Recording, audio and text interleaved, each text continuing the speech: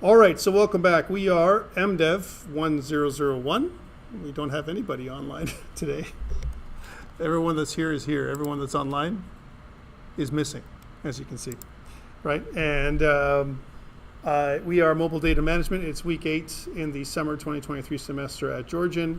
And we are sitting at week 8 here, July 5th. I can't believe that it went so quick. I thought we had the Monday off, but I was wrong. Right? And I was like, Jason, I was really, I was suffering, right? Because I was not in shape to be in class teaching on Monday. It was not a thing, but had to do what you had to do. But we're back. And in this second half, as you can see, we're talking about remote data sources, not local data sources. And there's a couple ones that I want to talk about. One of them is MongoDB, right? And we'll talk about how to use an existing data source. I'm not going to get you to build MongoDB database. I'm not going to get you to do that, right? Because it's not part of this curriculum, right? And you'll be doing it in MDEV1004, which is the other course I'm teaching, right? But what I've done is, and you'll see this today, I'm going to give you access to a server that I built for you, right? So you'll have access to do whatever you're going to do, and I'll talk about the API endpoints and all that kind of stuff and what those all mean. Okay, so that is, it says, looks like someone's joined us, yay.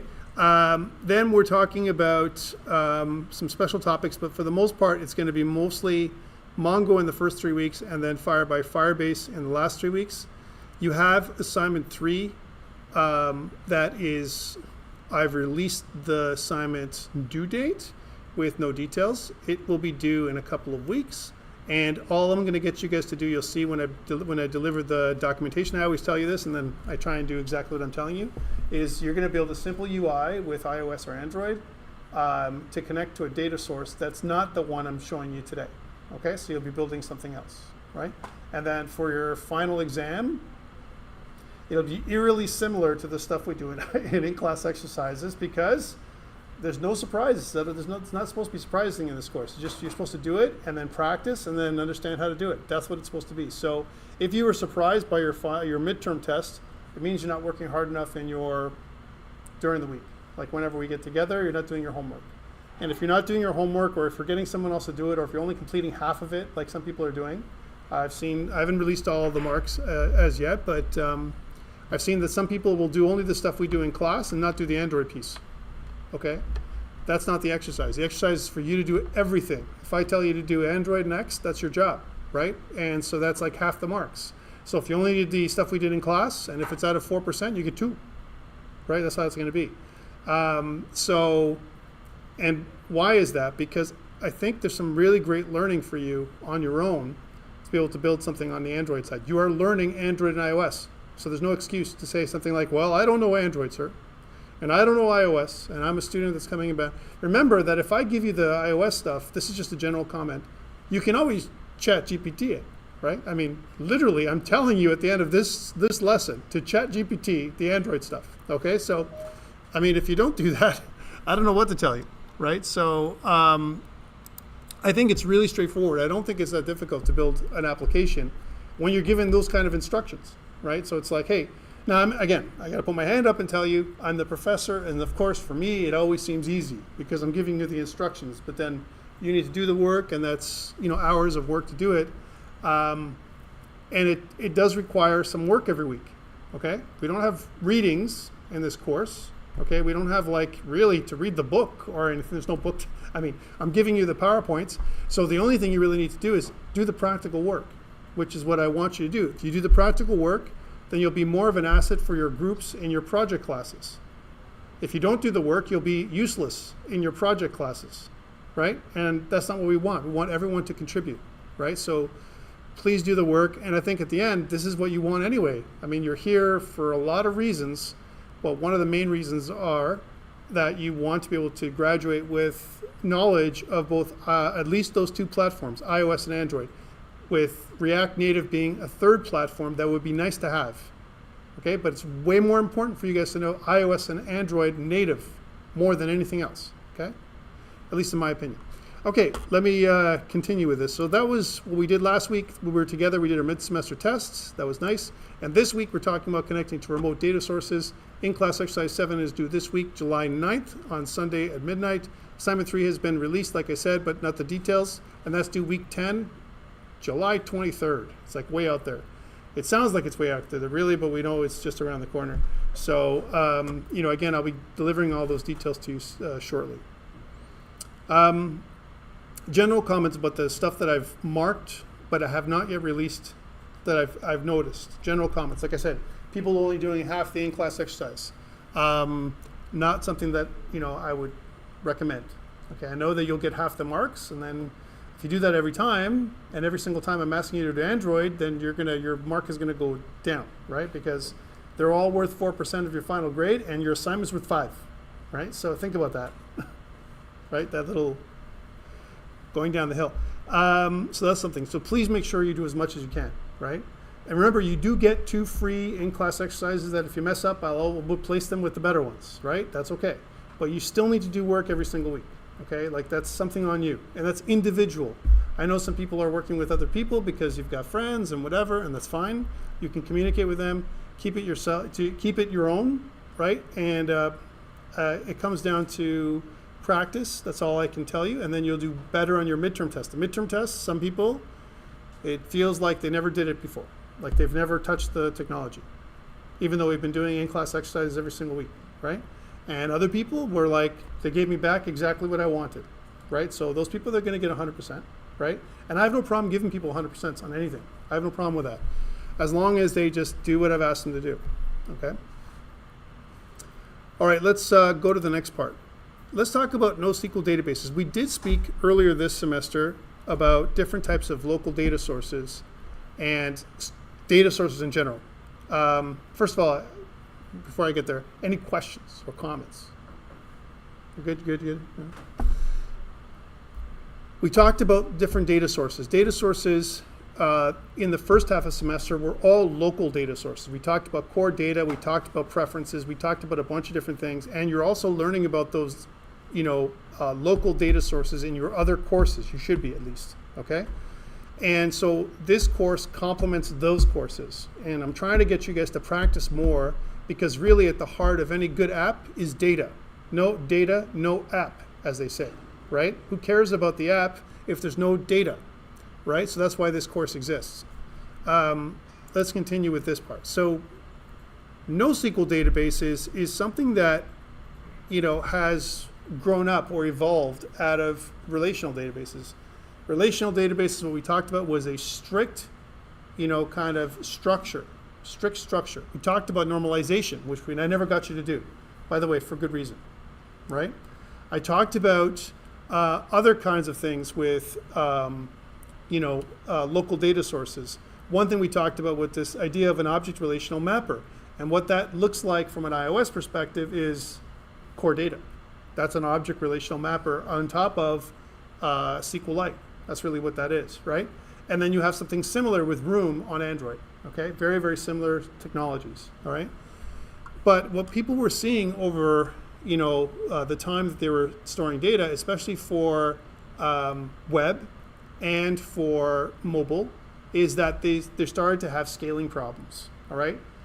They wanted to share data across multiple devices, and then they were like, well, if I only have my local data storage, right, and then I want you to use the same data as me, and if I start using SQL servers like MySQL and SQL, Microsoft SQL and Oracle and all that kind of stuff, there's a lot of overhead, man, for a little mobile app. A ton of overhead for a little mobile app or a little website or something else. Could it not be easier? Do I have to know all these languages?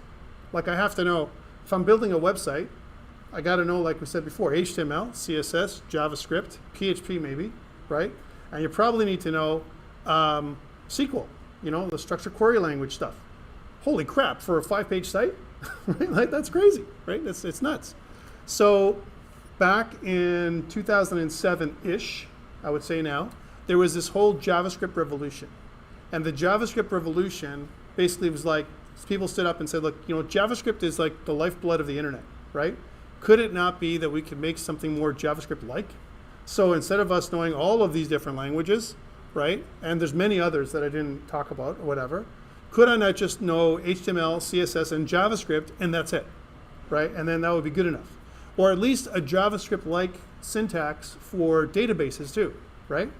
And a JavaScript backend, Node.js, right? Like we talked about before. So that was the idea behind it. NoSQL databases grew out of that, right? Where scaling was an issue. And they started thinking about different kinds of key value storage solutions that were kind of floating around back then. And so during this time, right, they talked about, different patterns. And one of them was key value storage. We talked about this, column storage, object storage, and the most popular one is document storage. And the reason why it's the most popular one is because MongoDB uses document storage, and MongoDB is probably the most popular NoSQL database out there, okay? Not that there aren't others. There are others out there, right? And they're getting use. Some of them are really, coming up. The key value storage thing is more like Firebase, which is what we're going to be talking about in a couple weeks from now, all right? A few weeks from now, right? So it kind of does NoSQL database, but it doesn't use document storage. It uses key value storage, which is kind of a little different, right? So that's what we're going to be talking about then. So again, we have relational databases, but how many relations do we need in a mobile app, right? How deep are the relationships? If we need them, then the answer is use it, okay? Use a MySQL database, a SQLite database, or something like that, if you need it. If you don't, then it's overkill. Think about all the work we did in the weeks that we were doing SQLite with core data, right? There was quite a bit of work involved. There's a lot of, it doesn't matter, when you were doing Room on Android, there's a lot of adapters, things that you need to do on top of everything else to make things work, right? And I always feel like those adapters are like, can we not do it easier, right?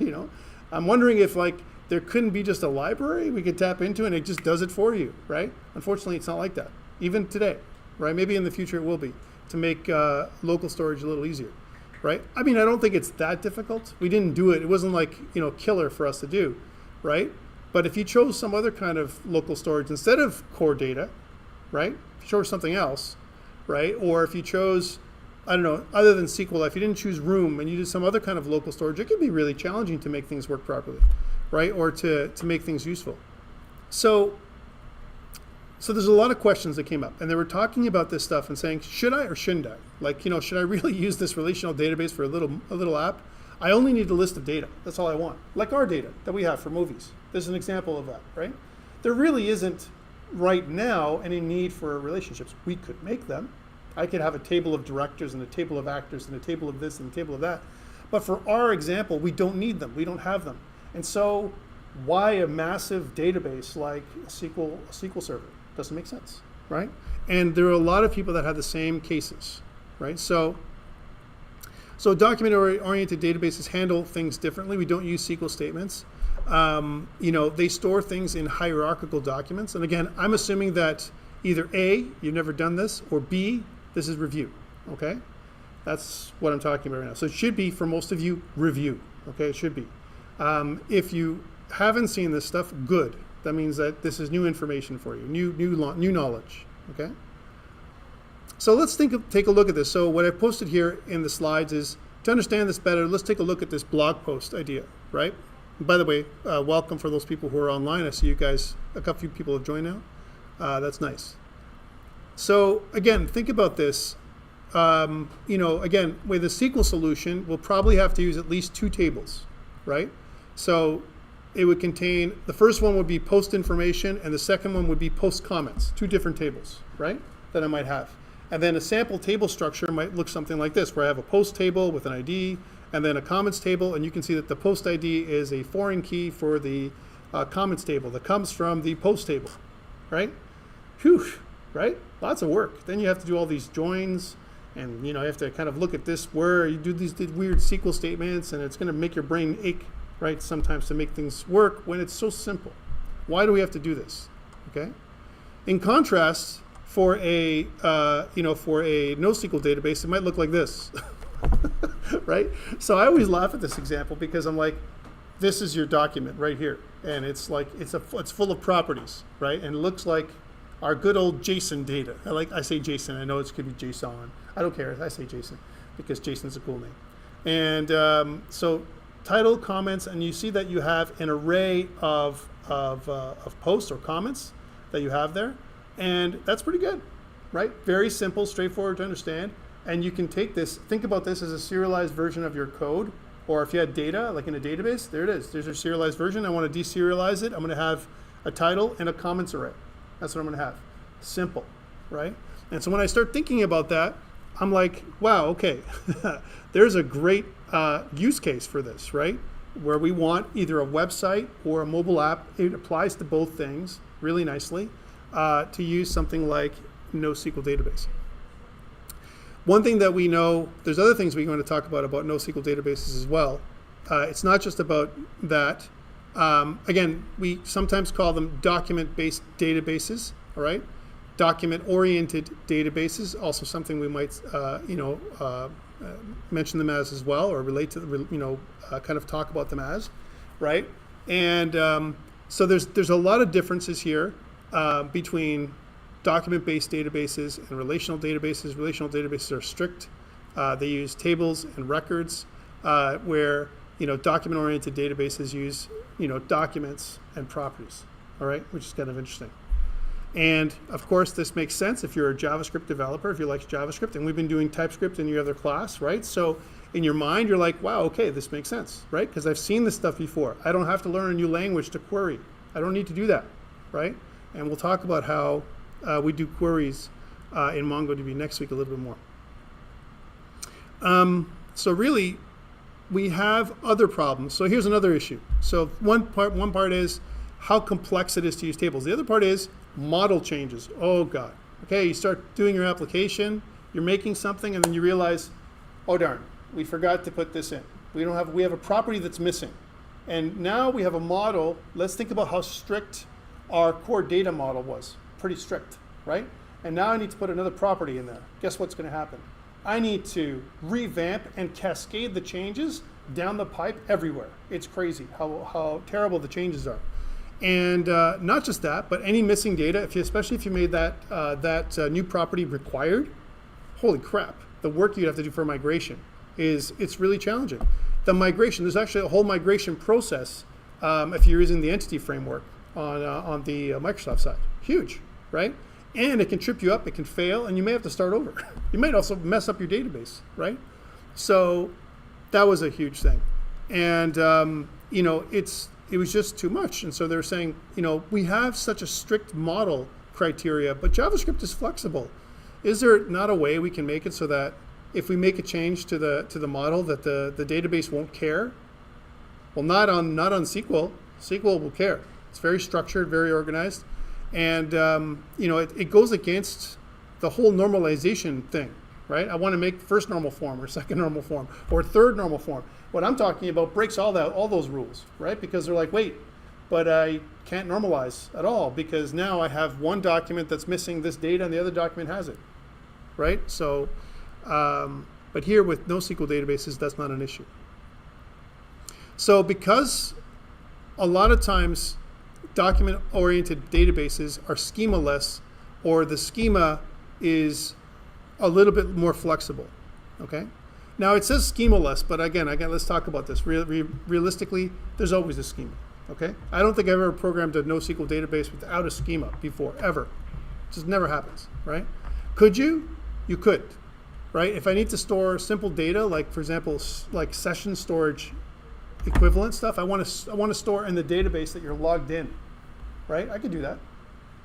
That's another thing we're going to talk about. I could definitely use that for security. I can basically say you logged in, okay, he's logged in, or she's logged in, right? And then when you log out, okay, you're logged out, and I can have basically a state that I can keep track of on the database. Do I need a schema for that? Nope, not really, right? I just need a collection of states. This user, maybe I need something like the user information and are they logged in or not? That's a state. What state are they in? So yeah, could I make it schemaless? Yes. Do I do it often? No. Only because I'm a structured kind of guy. So this is kind of a weird, paradox, I guess, in some ways. On one hand, I want, or maybe we're juxtaposition. On one hand, I want, a schemaless database, and on the other hand, I need to use a schema because if I don't, then I feel unorganized. And that's because I like curly braces. That's because I like semicolons, all right? I like all those things. And so there's been an evolution of the evolution that's happened over time, for me anyway, and for maybe other people as well. So really what we're doing is we're not changing the database necessarily. We want to change our application to deconstruct the data from our database, or we want to say deserialize. Okay? So again, this idea of serialization, encryption, and deserialization, decryption, right? We want to keep doing that, encrypt and decrypt over and over again.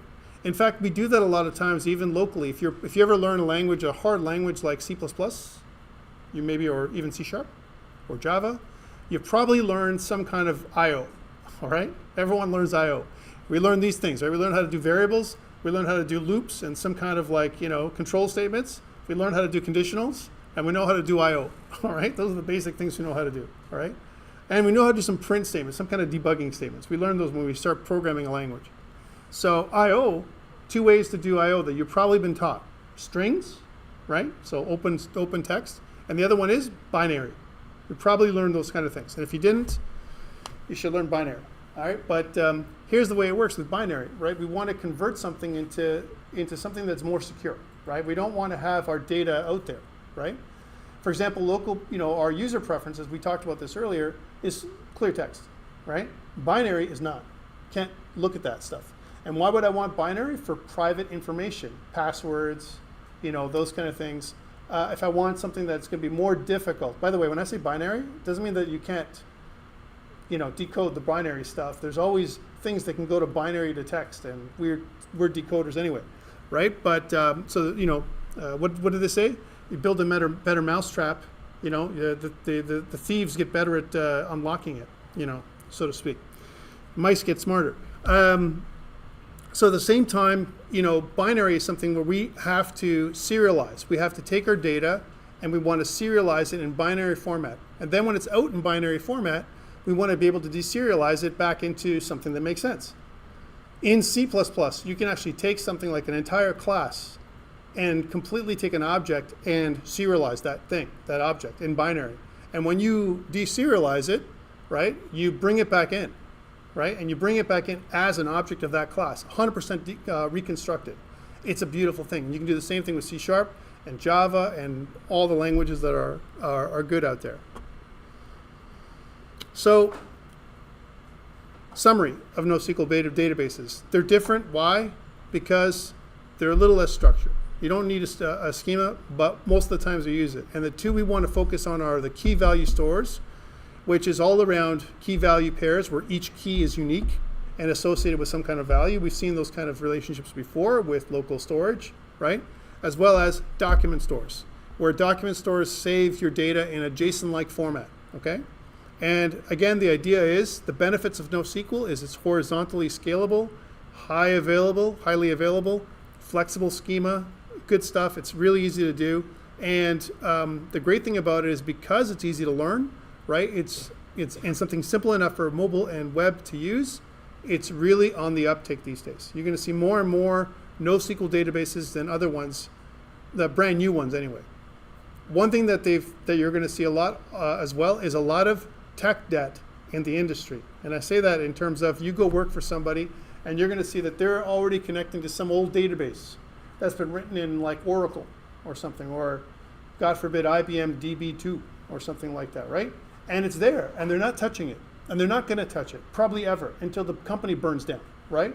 Why? Because there's a lot of grandfathered tech that's out there, right?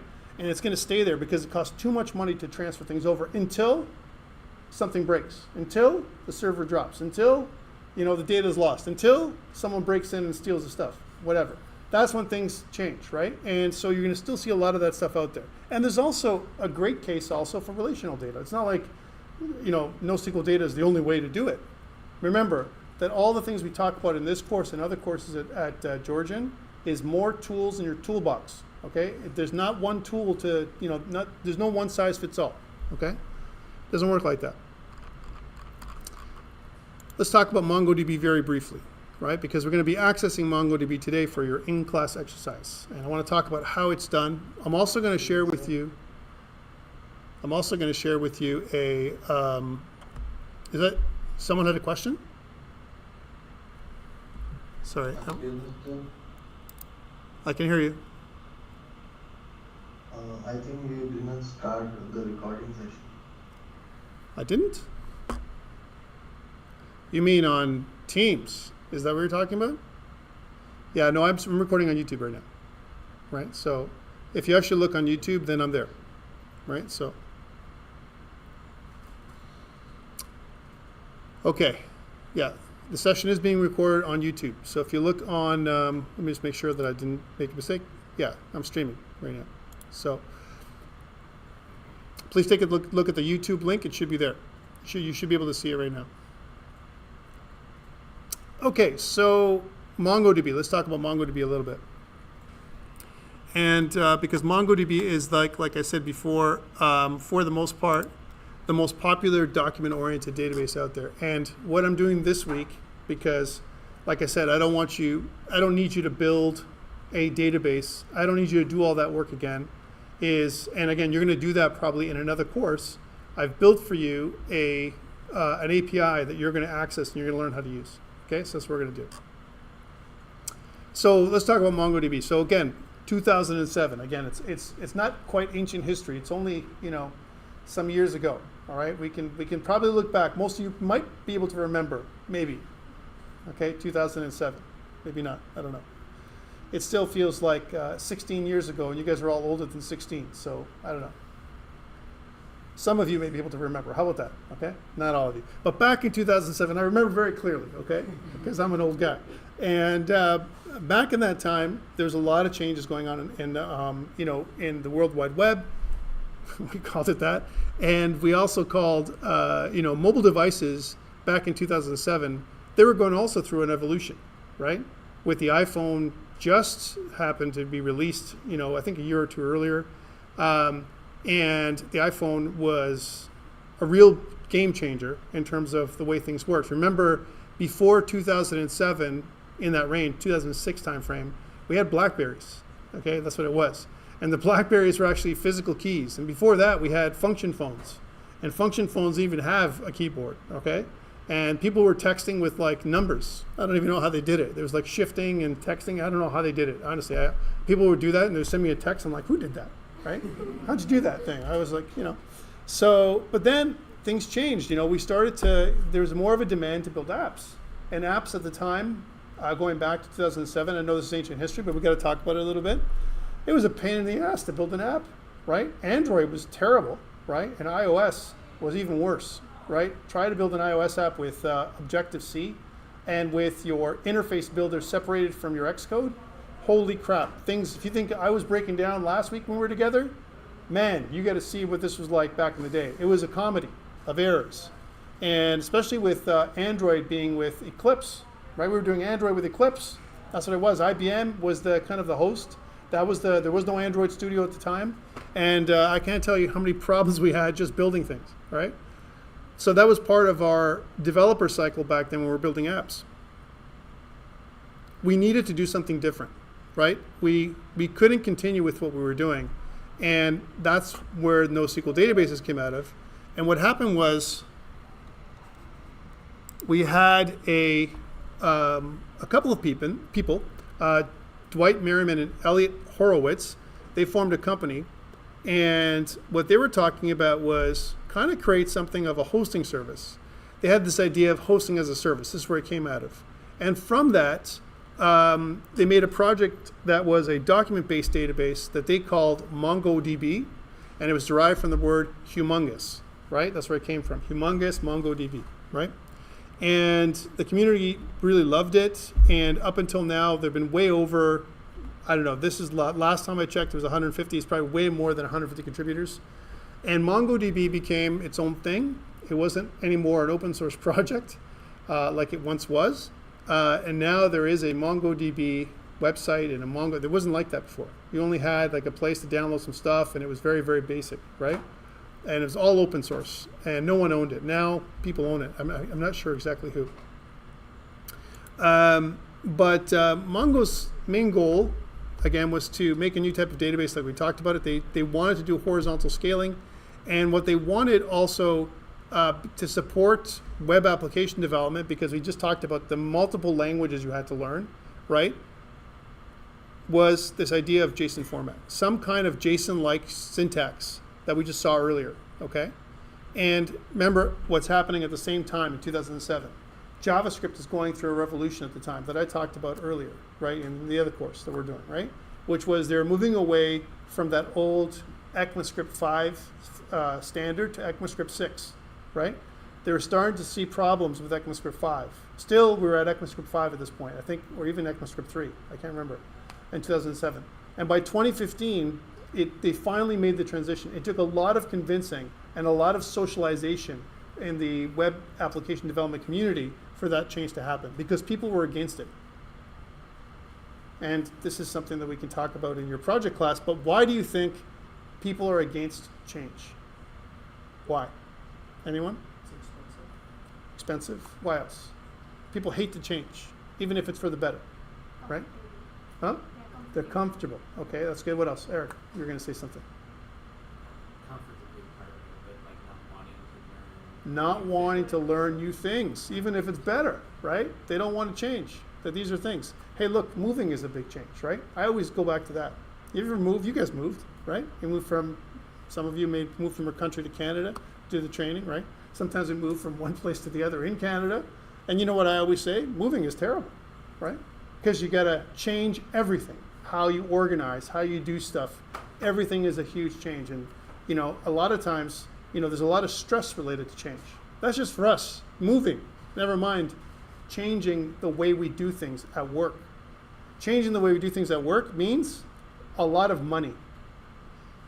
Okay? If I moved you from one building to another building at work, it's a huge amount of money. I have to wire stuff. I have to build the building. I have to make sure HVAC is there. I have to paint everything. I have to make sure that things are ergonomic and a bunch of other stuff you guys never care about, all right? But I've done those kind of things before in larger companies, and I'll tell you, it's not a fun experience, ever. No matter how, you know, great the company that you're using is, all right? It's a crazy amount of stress to move. It's a crazy amount of stress to change, and they didn't want that. So there was years of socialization where developers were crying out saying, this can't be like this. People kept on saying things, I hate JavaScript. Other people were like, I love JavaScript. People were like, you know, into the PHP. It's so, you know, non-structured. We're teaching structured, you know, languages at school, but we're learning unstructured ways of doing things in the web. But why, right? People were really angry at that. And there was a huge, you know, kind of evolution around that time in terms of thinking as well. Design patterns started to, you know, to kind of really be, in, you know, kind of in play as well.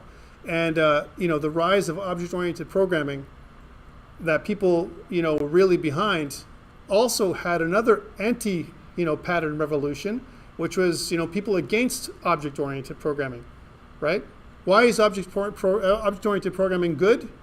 Because you create a blueprint, and then from the blueprint, you create other objects, right? And then from those objects, you can derive other objects, and you can extend the idea that you have and make it so that it kind of aligns with the business world. Hey, right? Bad things about object-oriented programming, it's a huge goddamn cascade, right? You break one thing up top, it breaks all the other classes at the bottom, right? And not only that, but the footprint for the objects, we've talked about this before, right? Remember I talked about this as, you know, children are always fatter than their parents in object-oriented programming. That's how it works, right? If I make a child class, that child class is going to be a specialized version of the parent class, which means it's going to be bigger and more of a memory footprint, right? And so there was a huge anti-pattern revolution saying, we don't want object-oriented programming. I want simple programming. I want functional programming. I want to go back to my roots, which is how we did it in C, before C++, before C#, before Java, okay? So there's a lot of stuff happening around this time that were, you know, people were crying out for flexibility. They're crying out to do things the way they wanted to do them. And the web wasn't supportive at the time. So again, this NoSQL idea really came out of this need to create a, you know, kind of an online solution, right? And so a lot of other companies started getting into this, right? They were like eBay, New York Times, and a bunch of other companies started using MongoDB, right? one thing that the developers really liked about it was BSON, which is a JSON-like storage format. It was a binary JSON, is what it was, binary encoded serialization, which is kind of neat. And but so at the front end, you use a JSON-like syntax. At the back end, it's been encoded, right? So it kind of is performant, right? And again, why BSON or JSON-like storage? Because again, we want to stick to a single language on the back end, JavaScript. That's the goal. With JavaScript on the back end with Node.js and JavaScript on the back end with MongoDB, now we have full stack. Now we have a different kind of stack where all we need is, it's like JavaScript everywhere. JavaScript is our control language. JavaScript is our behavior language. And CSS is our presentation language. And HTML is our markup language. And now we have 3 layers instead of 5, 6, or 7. Okay? That's where this came from. Simplification. So one thing that we have that you're going to also learn about is how we replace the primary key with an ID. And MongoDB uses a special ID. It's underscore ID. And the underscore ID is, it looks like it's procedurally generated, right? Randomly generated. And the way it works is it uses 12 bytes, typically. That's what it normally does, 12 byte. And if you notice, like each ID in a MongoDB database, if you ever have been familiar with this, uses that weird number of bytes. The first 4 bytes is a value representing the second since the Unix epoch. And that's like since 1970. The number of milliseconds since 1970. So this is the first 4 bytes. That's what they represent. And those first 4 bytes are, again, they're written in hexadecimal.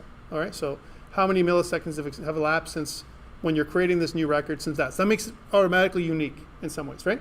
But however, we're going to have multiple transactions. So sometimes I'm trying to access in that exact millisecond a bunch of different transactions happening at the same time. I want unique records. How do I do that? I go to the next level, which is a 3-byte machine identifier. That's your machine, okay?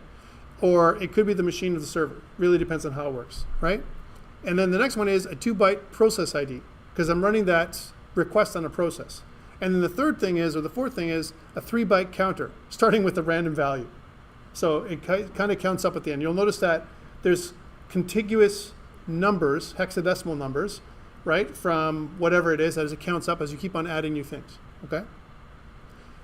Why this complexity? Because we want a unique identifier. We want a unique identifier that is never going to be the same as something else. That's where this comes from. Similar to what they do when you do commits. If you actually look at your commits, they're using very similar structure. If I was going to make a random ID, I would use the Unix epoch. I would start with that for sure. I'm not sure if I would use the machine identifier. That's a little bit more difficult to do sometimes. But some kind of random counter, that's neat, right? A random counter. And in hexadecimal, the great thing about hexadecimal compared to just using digits is you have a lot more play. There's more range that you can do, okay?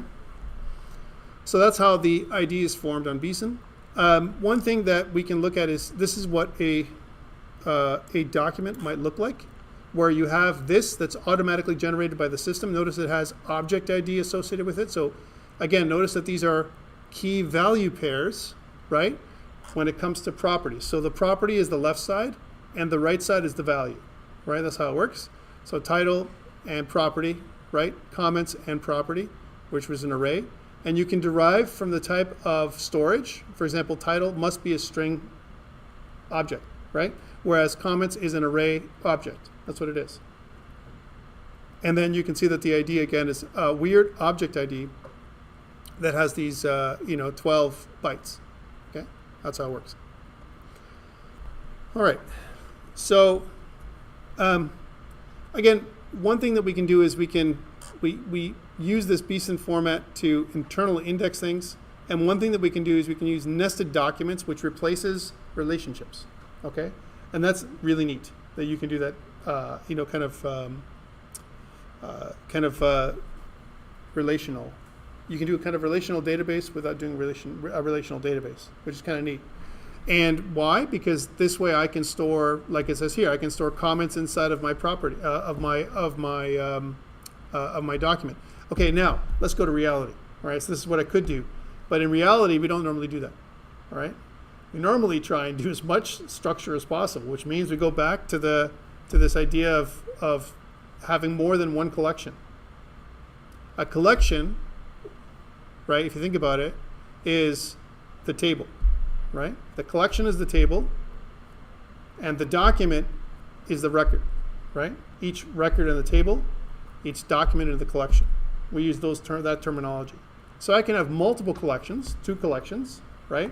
And a lot of times what we want to do is we kind of have some IDs or whatever that we look at, and what we do instead of doing some kind of relationships is we do filtering. Here's an example. I want to build a survey site. Okay? Think about what a survey site does. I have to have a survey. Let's think about this for a second. I want to build a survey site. What is my backend going to look like? How do I build a survey? Okay? Do I have flexibility on the type of questions that I have to ask? Maybe I'm going to have true, false, multiple choice type questions, right? Okay, let's talk about true, false. True, false, I have the question text, and then I have either true or false. That's the properties that I have. Easy, right? No problem. And then that question belongs to that survey. That survey is owned by a specific owner, right? Now you see where I'm going, right? Talking about relationships again, right? But guess what? We don't use them. We use multiple collections and we filter. We filter by owner. So one collection for all questions. One collection for all answers, right? And then all we do is filter the owner and the survey and we get the results. Different way of doing things then with filtering as opposed to relational. We don't do relational. However, we've still got more. What this says, which is ideal, is we can do nesting. The problem with nesting documents is searching, because you have to search inside the document for other documents. I always found that difficult to do. I found it easier to use different collections. Okay? You know why? Because my brain is still relational. So one thing you can do is, again, it's amazing to do what you can do with MongoDB. You can do something called ad hoc queries, as opposed to making a SQL, some kind of structured language for a query. And the way this works is, here's an example of what a query might look like if I'm looking at posts and comments as an example. So I can say something like select everything from posts where the title is like, and then you can use some kind of regular expression to kind of hunt for that particular title, Mongo, right? And whereas if I'm doing things with MongoDB, you can see that it's much simpler. I can say, okay, hey database, this is a database object. Hey database, I want to look inside the post collection, and I want you to find, and then in curly braces, an object that has a title of Mongo. I find this is way easier in my mind. It speaks to me more, it's more natural than this, right? Even though this is wordy and you can learn it, I find this for me is easier now after using it for so long, right? And before it wasn't. When I went from this to this, I was like, okay, that's different. How do I do that now? I got to unlearn, all the SQL that I learned before. Okay. So ad hoc queries. And so again, we have a query language, but one of the things that we see is the filter. This is the filter, right? The filter is the first part of the query, where you put in, you submit an object with a property that you want to match. So example would be, okay, I want to find a title with a value of Mongo. So all the titles that include, and you can see regular expression here has been used, Mongo, it'll return all of those objects into a collection. It'll return a collection of objects that match that query, which is nice, right? And that's exactly what it's going to return, a collection of objects. Now that I have a collection of objects, it's going to come back to me in JSON format. And once I can get that JSON format, I can do anything I want with it. Okay? Again, to me, this is a beautiful thing. Some people, they don't like it, right? All right, let's keep going. It talks about indexing here and how they resolve queries. And I'm not going to keep going into the nuts and bolts about how this works, because here I've added some stuff here for your viewing pleasure, right? But let's talk about a little bit about other types of queries. So here's an example. I want to, hey database, I want you to look inside the post collection, and I want you to find all objects that match a comments count that is greater than 10. Notice that greater than is GT with a dollar sign. And GT reminds me of PHP, reminds me of other languages, right? So that's kind of what it's like. They've kind of taken the best from the things that we know, greater than, LT is less than, right, and so on. And you can do that, and they can return all the documents that match that query, right? Which is kind of easy. So queries become easier, become more programming-like, code-like, right? Once they become more code-like, I can loop them, right? I can create loops of queries all the time, and I can, because it's just a word-like query, I have a lot of control. Okay. So that started, and around 2015, so 8 years later, after being used, MongoDB 1 came out in 2007. MongoDB 3 was the real kicker. That changed everything. MongoDB 3 really kicked up its, the ability for us to really use it. It really became a usable database at that point, okay? And as of this month, July 2023, we have version 6.07. So it took us this long to go from version 3, 2015. We're sitting at 2023. So how many years is that? 8 years? 8 years to go up 3 versions. That's good. That's really good. I don't like it when stuff goes up too fast. You know, like every year if you go up another major version, like Node.js, it kills me. You know? Oh, now we're at 17. Now we're at 18. Now we're at 19. Now we're at 20. Like how many more are we going to go? Right? And the answer is unlimited. They're going to keep on improving things, even if and they'll call it a major version. What was that? Can't wait for Node 77. Right? Hopefully I'll get to that age. Yeah, right?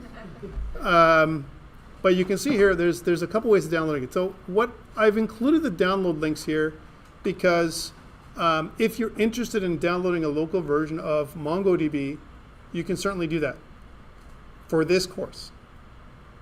For tomorrow's course, right, our project management course, for people that are in it, we're actually going to do that.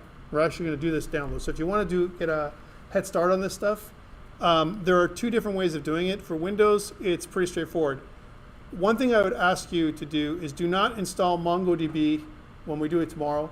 Do not install it as a service, okay, on your Windows system. I recommend not, okay?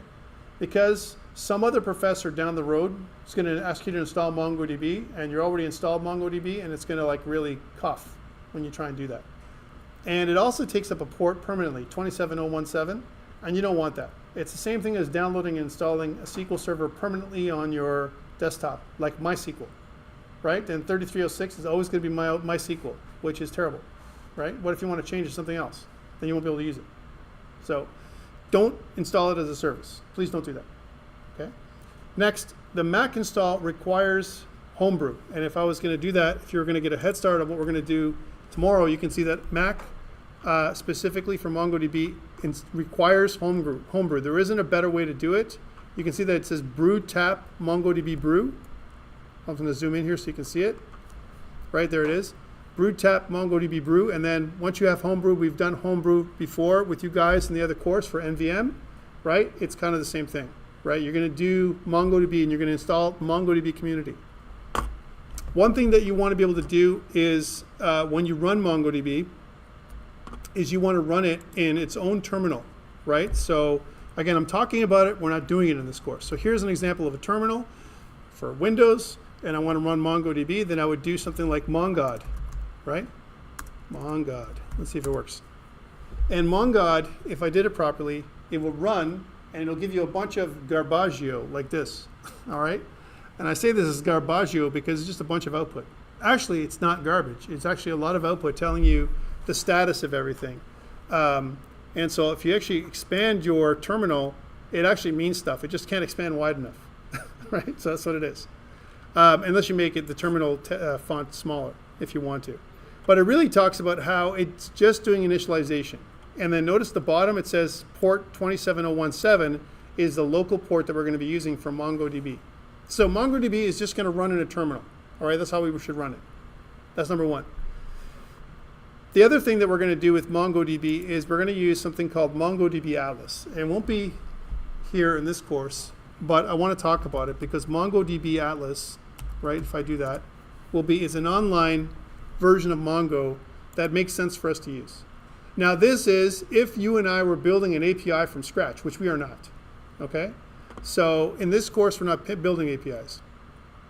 But if I was going to show you what this looks like, just to show you this, then if I log in properly one day, there we go, then you can see that I can look at something like a collection. So this is a collection I made for the other class, which is eerily similar to yours. Take a look, right? So this is the collection that you're going to be accessing on MongoDB, right? This is the one. So, and this is live up on MongoDB Atlas. MongoDB Atlas is, like I said, an online version, and it's free for us to use. Again, not going to do it in this course, okay? So, but we need some tools for us to get there. And what I did over my break, see, Indu was asking me what I did over my break. I built an NPM module, right? Like I said. And the NPM module that I built, right, is actually listed on your GitHub page. So if you go to GitHub Georgian College, you can actually see that I built an NPM module called Express MVC, right? And this Express MVC module, if you look it up on the NPM registry, so if I go there, and if I was to sign in, I can't remember. But let's just look for it. How about that? I'm not going to sign in here right now. But if I look for something like Express-MVC, right, you can see that it doesn't come up. But if I do something like @Georgian, look at that. If I did @Georgian, right, then if I did @Georgian College, more specifically, now I have Express MVC. So what I created was a namespace, right, which is Georgian College, and actually you can look at the MVC module that's out there, and it talks about what it does and what things that it uses. So why did I do this? By the way, I'm still expanding it so I can make a 5-page site as well. So all that work that we did, you know, it'll be like literally a download, install, done. You've got your 5-page site, right? Because guess what? I build 5-page sites for forever. I keep doing it over and over and over again. I'm like, can't there be a module for this? So it looks to me, I guess I got to build it. So yes. Yes, there is now. I'm going to build it now. Yes, there is now, right? But it took time for me to do, and so why is this good? Because you can build with this module that I created, with the help of Rich, another instructor that you guys might know, the ability for you to use, so if you do Express MVC, and if you use like API or Auth or TSC, you can actually do all those different things. And one thing that's missing from there is there's going to be another option called Pages, so -- pages, and that'll make a 5-page set. And if you want security, -- pages, -- auth, -- TSC, TypeScript site that's 5 pages with security. I'm going to do that. It's going to come, all right? And when I do it, you know, it's going to save me hours upon hours of doing the things that I do. And for things like midterm tests, where like, I don't have a 5-page site. Go here, download it, now you do. Next. It's coming. So this is something that we've been trying to do. You can see that that's me, and there's Rich, right? And we've been working on this as much as possible. And the reason for this is because the need for us to have a clean API, something that we can use that adheres to a model view controller framework with exactly the same structure that I want, not Express Generator where I have to take it apart and put it back together. And I can choose if I want to use TypeScript or not, right? Rich doesn't like TypeScript. I like TypeScript. So Rich can choose to use the same framework with very similar things without TypeScript, and I can choose my loving TypeScript the way I want it, right? And for students, it's great because you can always take a look at something that works and go, okay, how can I modify this now? And by the way, guess what? The movie database is the default, data source. Okay, so on that, this is going to be the foundation for what we're doing this week. And on render.com, you can check this out right now. If you go to render.com, actually, I'll give you the link. For me, I'll give you my the link for the API that we're going to use.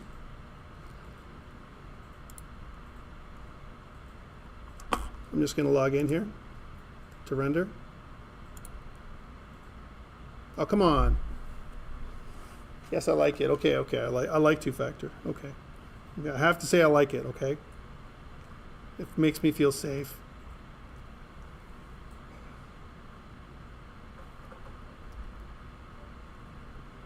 No.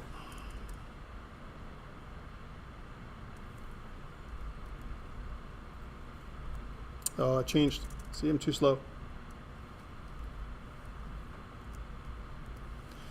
Okay.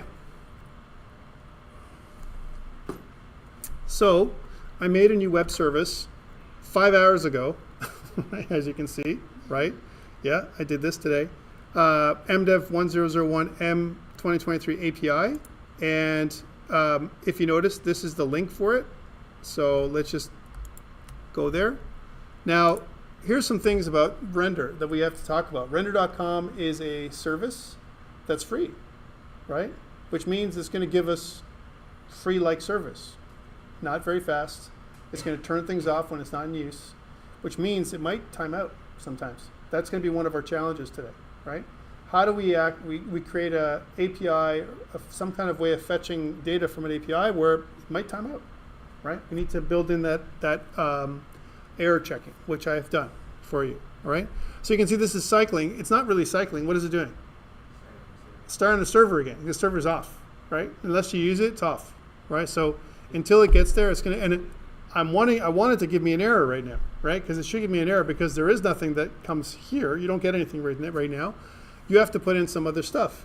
And the way it works is with my API, you have to put in /API/list. And if I did everything properly when this is working, it'll give you the list of all the movies right here, as you can see. It's now worked. So this is your list in JSON format. You have everything we did in the first half of semester right here, okay? And the great thing about this is it's an API. It does other things. It'll allow you to add, edit, log in, log out. It'll do a bunch of different things, right? It's not perfect, and it's just for learning for these next couple weeks, okay?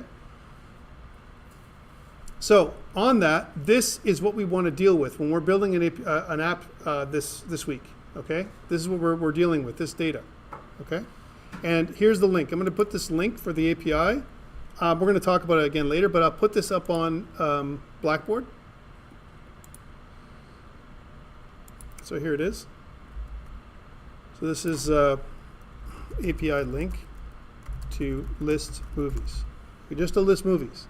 Now, if you change the ending, instead of API list, if it was API add, API find, API delete, right? Then it would do all those transactions, and we're going to make sure that all happens. Okay, so again, a little bit of work on my end that's going to save us a lot of work later on. Also, as you see here, I've got a few gists that I wrote because I want to make sure that we're going to do things and we're not going to do debugging while I'm up here. We're just going to make it work. Okay, so I'm going to give you the iOS version, and we're going to talk about it before we do it first. Okay, let's talk about it first. So back to MongoDB for a second. So when we want to insert posts, we can do DB, hey database. We want to look at the post collection, and I want to do an insertion. And what do I want to insert? Here's the document that I want to insert right here. That's it. That's how we insert things inside the database. Very simple. And a db.post.find, what it does in general, just by itself, if you're going to do this is a basic command on the command line. And by the way, the command line for us, remember that we have this. The command line, if I open up another terminal, is mongosh. That's the new command line. So if I was to type in, when you install things, if I type in mongosh, if I did it properly, then you're going to see that it's going to log me in. Did it log me in? It's not doesn't want to do it? I love it. It doesn't like me, okay? It just doesn't like me. But mongosh is definitely the way to do it, okay? Mongosh actually allows you to do commands. I wonder if I have to do it through something else. That's weird. That totally should work. Because you have the DB opening. No, that's mongosh is the client to connect to the DB. See, it says 127.0.17 direct connection true. Server selection timeout ID is equal to 2000. Name is mongosh 1.3.1. It's the server selection time data for 2000. So it doesn't like something that maybe mongosh is outdated or something. It happens. These things happen. Anyways, problems with this kind of stuff. Okay, but that's kind of what it does. And but then you can start doing these commands. You can do db.post.find. Okay, and it'll return everything that is inside the database. That's what it does. Okay, if I do a show collections, it'll show all the collections that I've created. If I do a show DBS, it'll show all the databases that I have. I can have multiple databases that are inside my database, my server. So I can do a db.post.drop to drop a collection, similar to dropping a table. Okay, all the same stuff. Let's talk about the real stuff that we're going to be doing today, fetching API data with iOS and Android. So let's talk about iOS. Now, this is weird. For iOS to do things properly, you need to do something new. And this is not going to be covered 100% nicely in your iOS course. 100%. Do you know why? Because it uses a completion closure. And a completion closure, my friends, is more of advanced code, right? So in many ways, that's why we have this course. We have this course to guide you through how to do this properly and what these things mean, right? So let's talk about a completion closure. What is this thing? It's also known as a completion handler, sometimes a callback. And when we think about a closure, what is that? It's an anonymous function, again, that is passed as a parameter to another function. So I want to pass a function to another function, a callback to another function. And it's used to provide a way for us to asynchronously notify the caller, that's the, where we call, a function, when a task or operation is completed. We need to do this because, and I know you guys have heard me say this, but I'll say it again, the asynchronous nature of JavaScript. JavaScript is asynchronous. This is like we're doing an AJAX call, for those people who know what that is. And when we do an AJAX call and we're accessing the server that just powered up, we're waiting for the server. When the server feels like it, that's when we're going to get a response. Which means if I expect to get a response from the server instantly, I'm going to get empty poster, images. I'm going to get empty lists of data. Nothing is going to come up. And I have to listen for that change to happen. So we want it to be asynchronously notifying us when a change occurs, when we finally get the data, okay? So again, if we think about this in the context of asynchronous operations, such as fetching data, right? Then completion closures, we want to make use of them because we can handle two things, the results or errors that occur, right, when we're using them. I might get some errors, like a 401, you're not authorized.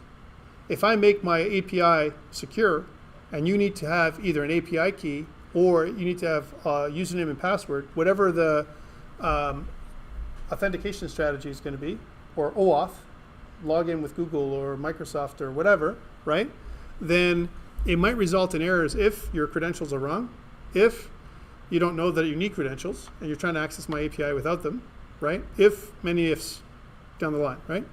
Or you're searching for something that doesn't return anything. You're searching for a document like a list of movies and the movie list is empty. That's an error, right, in some ways.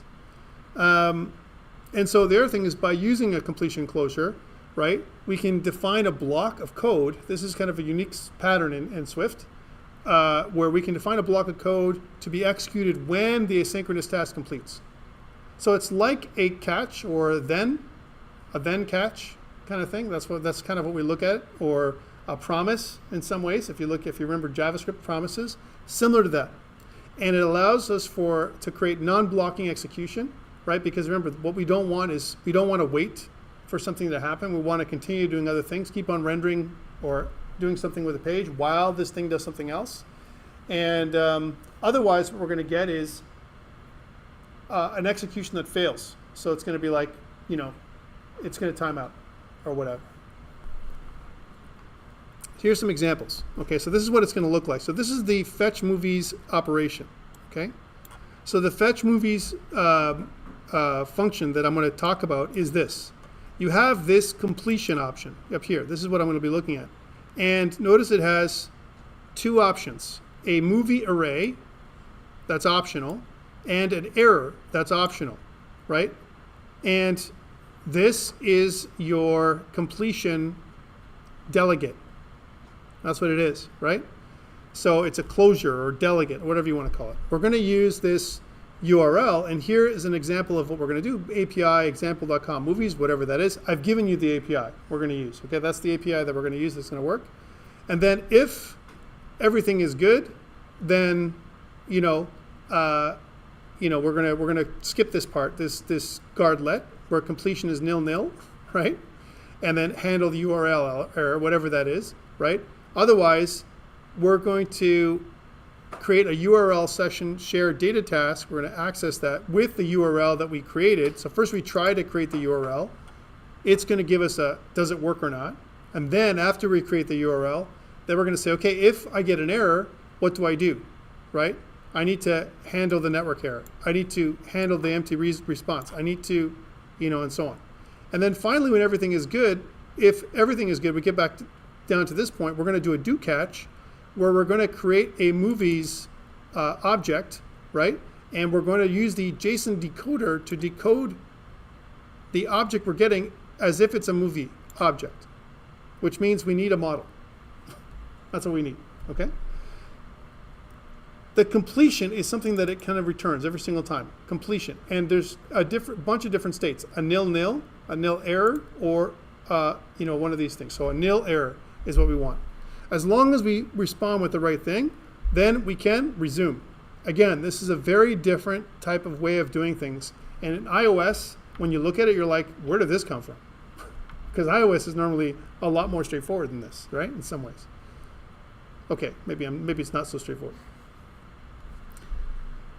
So that's the first thing. So I've kind of done my best to explain what all these things are. So again, the fetch movies function above takes a completion closure as a parameter. I talked about that, and I've kind of documented as much as I can for you. I'm not going to read this here today, right? This is for you. I'm not going to go through and read the PowerPoint slide. I've made it so that way if you have questions on what the hell is that thing, here's the answer, okay? And the next one is the call. So now that we have our fetch movies, kind of function, how do we call it? This way. This is where it's funky syntax. Take a look at that. Have you ever seen syntax like that? Curly brace instead of parentheses. Yeah, well in iOS you can do that, right?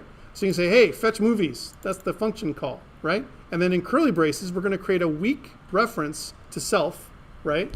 And then what we're going to pass in, we want to return or pass in two objects, movies and error.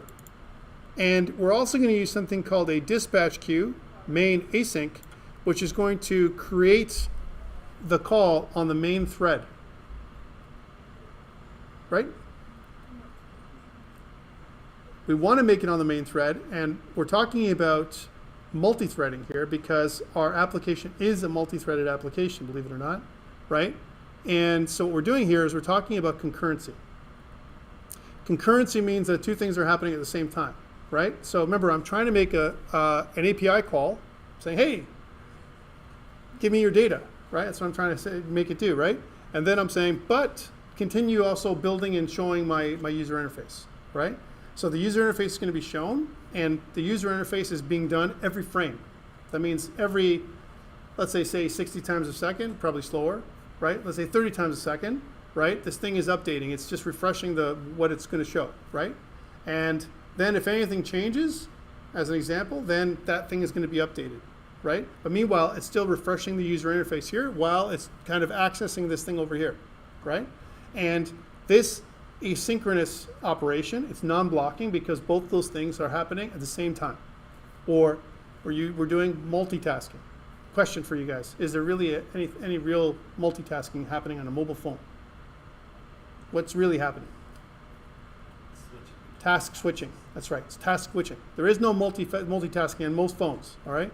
Unless you have multiple processors and there's a different task associated with each core. We don't have that on a phone. We have that on a computer. That's different, where I can actually allocate, a task or a process on a particular core and then do another process on another core, right? If I knew that I had multiple cores. How many cores do I have? I'd have to poll the processor to figure out how many cores I'd have. And then I can allocate different processes to different cores, but then there's overhead. And there's other things I got to deal with. So unless you're dealing with a large body of data, it's not a good idea. It's better to do a single process. right? So multitasking is possible, and that's what this dispatch queue does. The dispatch queue allows you to do, you know, asynchronous operations on the main thread, right? That's what it's doing. And we need that first part, dispatch queue main async, right? And that curly brace encompasses or wraps everything, right? And then inside there, we can just do the regular things. Hey, if movies, do I have a movie? If movies are empty, then do something. If movies are not empty, but then I get an error, what happens? So I've kind of given you the pattern for how to deal with different kinds of errors. But then we need to display the error message somehow. And I've also created a little function for that. All right, so now here I discuss, again, I'm not going to talk about all of it, but how to do everything, right? What does everything mean? All those different things. So please, this is for you to read, so for your understanding. But for the most part, it's what I explained, okay? And it basically says inside the closure, the code checks if movies is not nil, using the optional binding if let movies is equal to movies. And then after that, it checks to see if, do I have errors? Do I have an empty movie? Do I have a timeout? What do I have? Okay, and I want to be able to deal with all those things in here in this little code block. And finally, the thing I want to end off before we take a little break, because we need a break. I know about you, but I'm really hot, right, in this crazy room, is this little function that I wrote, which is the display error message. And the display error message, basically what it does is it creates an alert controller, right? And the alert controller basically shows you what type of message it is. Is it an error? Is it a message that says that there's a problem? It's going to basically display any error message that I need, right? That's what I wanted to do, all right? So on that, you now have the foundation for everything that we want to do today for this week's in-class exercise that we're going to be doing. And if you look over, it's demo time, but we're going to take a short break. I also put in, for those people who need it, the goals of ICE 7 for this week, okay? I don't talk about it a lot of times in the video, but people are like, why don't you tell us what the goals are? Well, that's kind of flowy right now because I'm actually making the in-class exercise as we go, right? There is no content for this course. I'm the content, right? So next time we do this course, if you're ever with me, hopefully not, right? You've all graduated and everything else, but if you're ever going to look back at this course again, you'll see that it's going to be probably better than I'm doing it this time around. And the reason for that is because whenever I do a new course, no matter how organized I try and be, it's not my best work. No matter what you do, try it again. Try it for yourself one day, right? One day you might be doing a tutorial or whatever. And if you do it for the first time, no matter how good you are, there's going to be hiccups. And so that's why I don't know a lot of times when my in-class exercises are going to end, how they're going to work. I try and do as much prep as possible, which I've done. So in this case, I'm taking some of your feedback, which is, what are we doing for ICE 7? Well, we're going to create a UI for iOS. And for you to do, you need to create something similar in Android using two different frameworks, Retrofit and Moshi, right? And Retrofit is actually a very similar type of framework to that we're using here with iOS in terms of the way it's accessing or doing the API. Could I do it with HTTP calls and Android? The answer is yes. It's not done that way. And we either use something like Retrofit or Volley.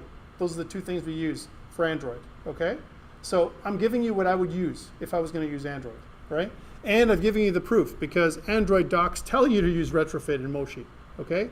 It's right here, and that's what the docs are. And remember, when you do your second part of your in-class exercise, that ChatGPT is okay, all right? And you can just go and say something like, okay, here's my code from iOS. Now can you help me with Kotlin? I want to make an application with Kotlin that does the exact same thing. Go. And it'll literally output it for you. I'm okay with this. Just make it work. Remember that ChatGPT, like it says here, is a good starting point, but it's not the answer.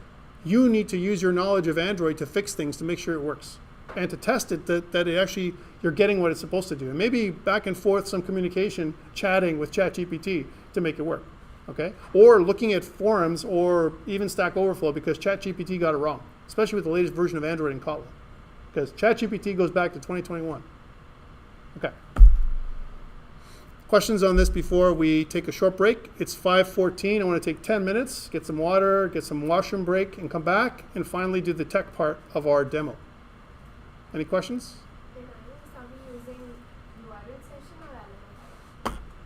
I could have done that, but I'm using. I probably should have done what you said. What you're saying. But I wanted to use URL session because that's what I talked about last time. That's why. But yes, there's definitely other frameworks you can use too that are better.